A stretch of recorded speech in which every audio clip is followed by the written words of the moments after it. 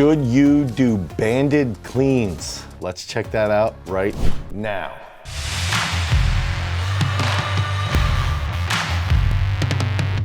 We're gonna go into Louie Simmons from Westside Barbell and what he did with the Barbell Shrug crew and how they went over banded cleans. And before we even go into that, I think it's important to recognize that Louie Simmons has created one of the best cultures for powerlifting. I believe the first true promoter of powerlifting, but also the first like strength and conditioning self-promoter. I think he's done such a fantastic job of putting himself out there, creating a ton of content, educating tons and tons of people on his thought process and on his system, and that's what's helped him become so renowned in the world of strength and conditioning. So that brings us to the banded cleans, and so let's check this out and try to figure out why were they doing this? What's the goal here behind them doing banded cleans? A few months ago I was cleaning around 310 pounds, something like that. So what's going to happen is on this platform, Louie is going to tie bands over a barbell. Now we've seen this done, but I've never seen it done live. And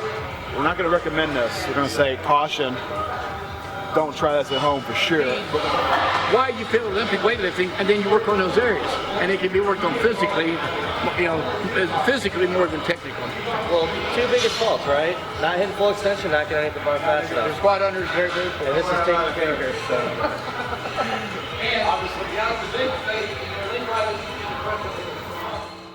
I think my first criticism is what Louie just said, you can work on this stuff more physically than technically. And it's like, I don't think, you know, from a time frame perspective, I don't think that's accurate. I think it's easy to measure the physical stress that goes into improving strength, but that's like throwing the mindset out from the technical perspective. And I think when you're around technicians, you know, someone like Norik Vardanian, someone like Haley Reichert, when you're around these athletes who are just super technically minded, and myself being around some of the best throwers in the world, in a very, very technical sport, you know, and you see stuff like what Ryan Krauser has done in the sport of shot put, I don't really think that that's accurate, because it's hard to measure the time and the effort and the study from a technical perspective. And I don't believe that Louie truly understands that aspect because he's in a sport that's not overly technical.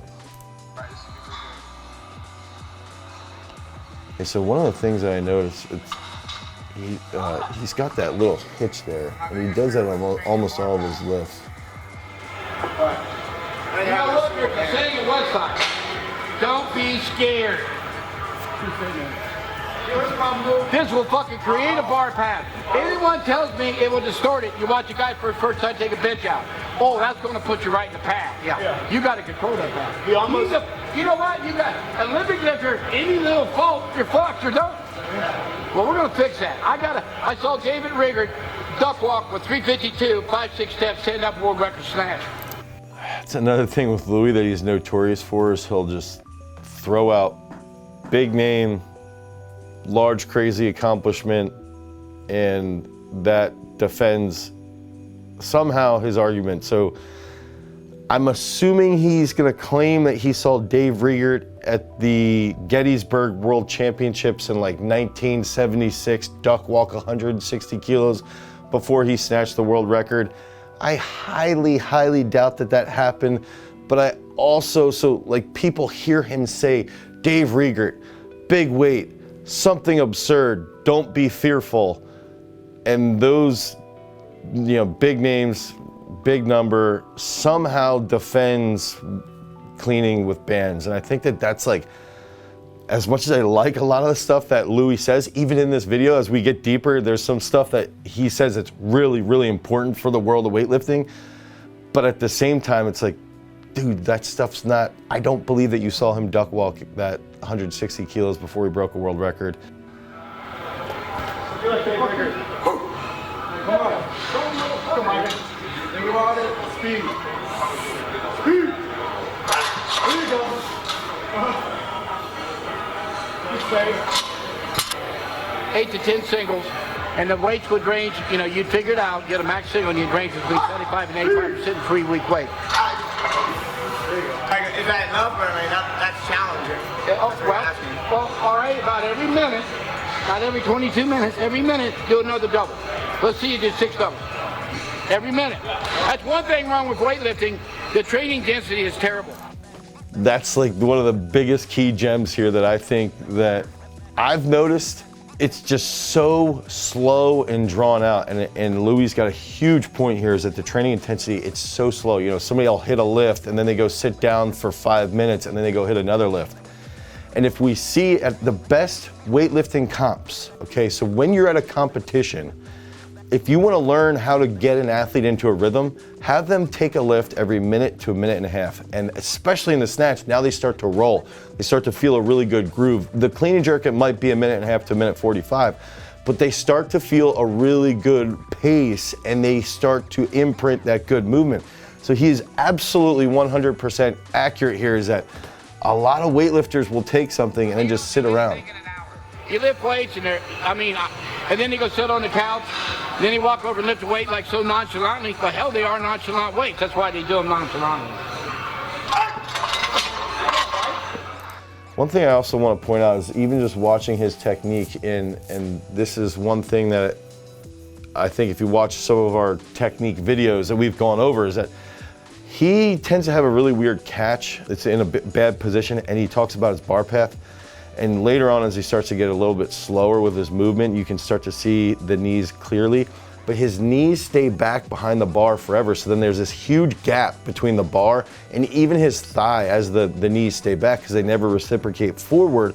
So then it leads to this little hitch. It's like a hitch into the hip and then the catch, instead of having his knees come under smoothly and have a tighter bar path.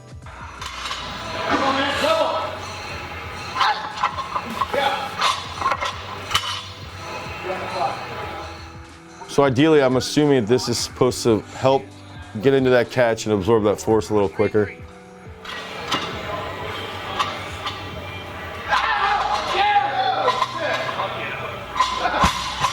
Watch, I'll show you something else. How am I going to check your form? I want you to pull up the explosive part. I want you to stop there. Okay. Okay. He's going to pull to the explosive portion of the pole, and he's going to stop. That cameraman can monitor his form while he's holding it isometrically. Because if not, the bar moves 2.2, 2.4 meters per second. Who the fuck can see how your form is? It's too fast, right? Watch. He's going to hold it. Just hold it at the...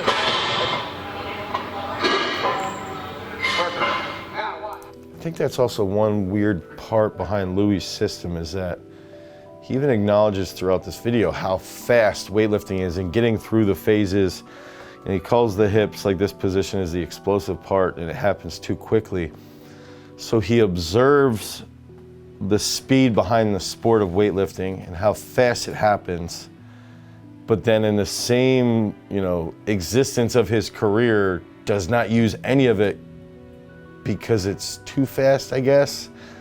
So he uses the bands and the chains to create that acceleration. And that's another thing behind the accommodating resistance, is that the bands and the chains in theory are supposed to help you accelerate the entire way through a bench press. So you're gonna lock out, and instead of decelerating at the top, you're gonna accelerate through that entire extension. And you have to train your nervous system to do that, which is the whole point of weightlifting, is that you have to accelerate through the entire movement. It's just like, these guys that are gung-ho medicine ball guys, but then they don't use weightlifting. It's like when you throw an object like a medicine ball, you have to accelerate through the finish. That's exactly what you're doing with weightlifting, just with heavier weights. And that's why guys like myself who never really deadlifted can deadlift 705, or other athletes who might go years without deadlifting can deadlift 700 pounds like Sam Mattis, because he front squats, he cleans, and he snatches all the time. And it's like, I think that's where I've always sort of struggled with Louie. It's like he observes and acknowledges certain things, but then pushes it down to ignore it. But there's still a lot of gems in this, because he starts to really focus in on certain aspects I think a lot of weightlifting coaches miss out on. And a lot of what he says coming up here in the next couple minutes is what I really, really agree with him on. Even there you can see his knees aren't coming under, his thighs are staying back too much. This is a great strength lift though. Somebody who does struggle with tension. I got slower and the powerlifters, they lift massive weights. They're going to result. I had to get fast. Weightlifters, it's speed strength, they have to slow down. The force velocity curve, read about it. And like I said, this is mechanical power. It's speed strength plus acceleration. He has to accelerate through that fucking band. That band is there, like if he might be throwing a punch like this versus, you know, bam, I try to run around right through you. That's what happens, it works. You press, you know, you take off fast, but it's got to slow down. It's got to come to zero velocity, everything. But I can put enough band on you to take out a bar, right? I put enough band, you hold it this way. Yeah, shaking. I can put enough on there. So it eliminates one. Did you do another power clean? I want 4 stops. You do it on your own. Hold off the ground, below the chin, below the knee, above the knee, and hold it and pop it. Oh, so you get 4 holds. high hang power clean? Yeah, Like 4 right. stops? So 4 stops. And at the top, hold it. I'll talk to you. I'll tell you. I'll lay on the feet. Let's go, man. Hold up the floor a little bit. And up. Hold. Hold. Hold. Hold. Hold. Hold. Hold. Go. Man, right on. Hey, see, this is very good because you can digit crack. Yeah. Do I double? Double? Yeah, go for it. Go again? Dude, we got to have massive technique. You don't think it takes technique to squat 1,200? You're crazy. These are things you would work up. You'd establish records. Like he would do this, you know. I think that's another aspect there is if you need to have technique to squat 1,200, yes, for sure, you have to have technique. But you're throwing the number 1,200 out there to make it this, oh my gosh, to squat 1,200 pounds, you know, to above 90 degrees. Yeah, you have to have technique to do that. But to compare that to a sport with a snatch or a clean and jerk, that's apples to oranges. The technique needed and the coordination needed is at a totally different rate than that 1,200. It's a different feeling, it's a different speed, it's a different rate of coordination, and that has to be, just because this is 1,200 doesn't matter. This prolongs technique. You know, you know the phases of the lifts, right? You have to be very good entering and exiting those phases. So the sport is so fast, you get no time in them phases. You know what I'm trying to say? That's why isometrics, you have to use isometrics for Olympic weightlifting. No. Okay, that's like the first real big gem there. I want to come back to what he just said about all the variations later on, but the big gem that I just took out is isometric action, right? So and I 100% agree with this because it can imprint things. And he goes into this a little further later, even with eccentric stuff, it's like a lot of younger lifters and a lot of lifters that might be in a little bit of a rut, if they can use an isometric action where they're pausing below the knee or they pause above the knee, areas that are very, very challenging, and you use those positions, even if you have somebody who's struggling with the split in the jerk, have them pause in the split for 5 seconds, and now that their body is going to teach them how to move effectively, how to move efficiently, and I think that is really, really important to hear what he's saying there. What do you do for eccentric training? You mentioned that yesterday, saying weightlifters don't do enough eccentric training. No, they don't. I don't believe we need to, because we lower things. Weightlifters lower nothing. You have to do pulls it. You have pull. He would do it in reverse, the same fucking way. From here, he'd stop, hold, stop. I think the only thing that's strange is that he says no weightlifters do this, but that was like one of the first things I learned when I went to the Olympic Training Center in 2014, 2013 to do, eccentric stops. Now I don't really like stopping in those positions. I just like doing like a 6 to 8 second eccentric on pulls, on a snatch pull, on a clean pull, sometimes even into front squats. So I do think some athletes, I think a lot of weightlifting coaches do that. Now I want to point out though, the movement that he's using here is really, really phenomenal. I think a lot of coaches have to steal this. Watch, you'll see. But you're going to arch the shit out of your back. But of course, you have to keep your shoulders over the bar. We want our shoulders behind the bar as fast as possible. First, got to prime this pathway. Yeah, set up twice. Hey, set up with it twice. Set up an arch, set it down, pull it up, set it up twice, set it down, and then set up, hold it for a count of 2, then power, then stand up. Power clean.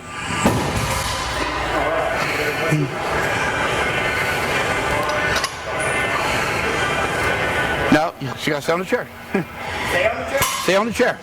See, bring this pelvic forward. Pull up, pull the bar up. Hold it, set it down. Come on, one more. Hold it, set it down. Now this is a motherfucker, you gotta stay on the chair. Pull it up, hold it, go! You feel how dead you are? Yeah. You will not be dead after doing this. That's not dead as shit. Wow. I have no right to criticize anyone. But why don't they own the books I own? I'm a power lifter. But what I like to call myself, like I said, more interest in weightlifting history than they do? I know more about weightlifting than they do, obviously. Okay, so here's one where I really want to attack Louie, and he just talked about how they don't do they use all these variations, right? They use the Soviet system. If you watch the Chinese, they'll start to say this. If you watch the Chinese are doing Westside training, and we're doing Westside training. We're actually doing Soviet training, and the Chinese are doing Soviet training. So he'll go into that, but here's my big question. So I trained with Anatoly Bondarchuk, who's one of the pivotal leaders behind the Soviet training system. And when you're in a technical sport, and this is directly out of Dr. B's books, his mouth, his coaching, the way he coached us, every single day, you would throw the shot, or if you're a discus thrower, you'd throw the disc, or you'd throw the hammer, because you were training your specific sport, okay? Yes, you would have tons of variations of that, where you might do half turns with a cinder block, you know, because we're training as shot putters. My argument is even the Soviet coaches would still snatch on a weekly basis. You know, Reed Vorobiev, he would snatch twice a week. He would do variations, you know, 2 to 3 times a week. They would snatch sometimes more than twice a week, 3 days a week, and do a snatch variations. So when Louie starts to say we never deadlift, we never do conventional deadlifts, we never do normal deadlifts, and we still have X amount of guys that deadlift, you know, 9 million pounds, whatever he wants to brag about, and we still have X amount of guys that squat, you know, 3,000 pounds or whatever, but we don't do those movements. That's not the Soviet system. The Soviet system, you have to perfect your movement. It doesn't mean you're going to max all the time on those lifts. But the Soviet system, yes, they use variations, but they also do the competitive movements. I've been in the system, I've trained in it. And you can even talk to someone like Norik Vardanian, whose dad was the greatest, arguably the greatest pound for pound weightlifter ever, the heaviest at least, that was pound for pound. You know, he's probably number 3. He would snatch 2 to 3 times a week, and 2 to 3, 4 days a week, he would do variations. That's the Soviet system. That's how it worked. They wouldn't go months upon months without snatching. They always did that. And that's the whole thing around his whole system, is he always says that it's a Soviet system. But if it was a Soviet system, they would still be pulling traditionally. They would still use their technique. They would still do squats normally. But because he uses all these variations and then spews big words and stuff, that's where it's like, no, that's not true. That's not accurate. That's not real. But his isometric comment is on point. His eccentric comment is on point. And that's what I struggle with Louie with, is it's always like, all right, I've got to find those gems and wade through him, you know, saying things that are absurd. I really do like this chair drill though, a lot. Like your lower back, hamstrings, I really, really, really like it. I got a girl here, and you know Jean had a 435 squat. She's tall as I am, 124, and a 370 deadlift, and it was fucking, both lifts was no pound lifts in them. I said, Gene, I want you power clean. I don't want nobody to show you. Just fucking reverse curl. 65, 75 pounds. Tons of them. Her fucking next meet, she blows up a 460 squat at 124 and a 400 deadlift like an opener. And her bench went up 20 just by, you know, that exercise. Well, I like the exercise, but it's just an exercise, you know. But this is perfect. And you do your high pulls, get records, high pulls, get records putting, you need to do those positions on boxes. So this girl, he uses an example of a girl adding 40 pounds to her back squat. I don't remember the deadlift, 20 some pounds to her bench. Just doing reverse curl, power cleans, and that's the only reason why she added that weight.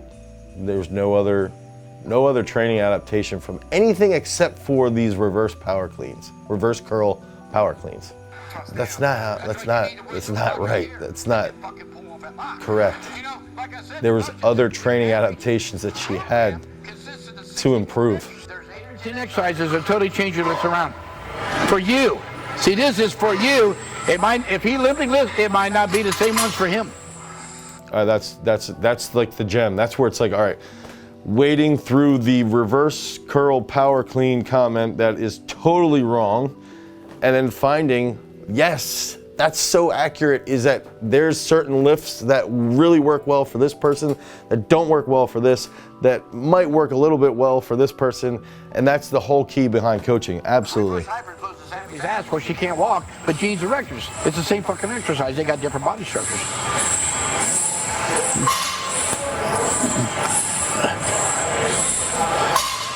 See, it teaches position. He's getting better already. He is getting better. He's getting better because he's practicing it. Weightlifting's a fast sport. It happens extremely fast, and you have to practice your technique because it's hard to improve your technique in a fast sport. Oh. I'll get that. Yeah. You got to have enormously fast leg drive. Yeah. Okay, so that's what that. Hey, you use that band to drop down quicker for more reversal strength. All right. Reversal strength. So I think this is my big takeaway, is that when we're talking about cleaning with bands, cleaning with accommodating resistance, cleaning with chains, you know, you've got to look at it. I believe you've got to look at the sport through the technical lens and look at it through a beginning lifter here and a world-class lifter here. The model that they're using, the guy can clean 140 kilos. Great. That it's pretty novice at this point in the US.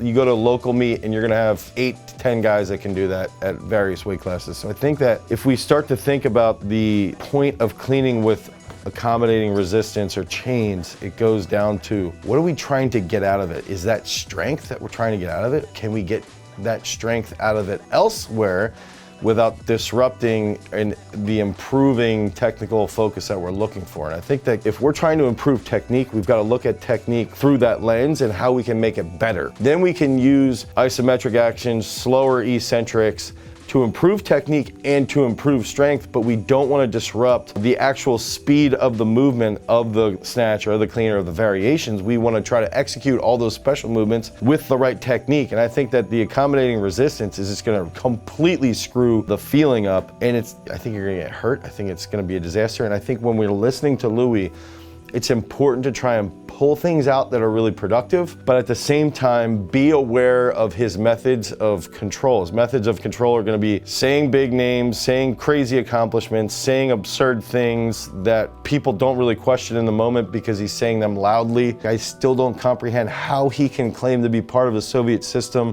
when that's not what the Soviet system was for weightlifting. He claims to have learned the Soviet system from weightlifting, and if he learned it from Vorobiev, he didn't read the entire book properly. If he learned it from the later guys like Riegert, he didn't learn from Vardanian clearly, because they would still do the classical lifts every week. I would never recommend. I think this would beat people up. I think it would lead to poor technique, and I think it would lead ultimately to injury. So if you want more information around powerlifting, or you need help with powerlifting, click on the link down below, head over to garagestrength.com. And if you want more content around Westside, click on this card right here. Until next time, peace.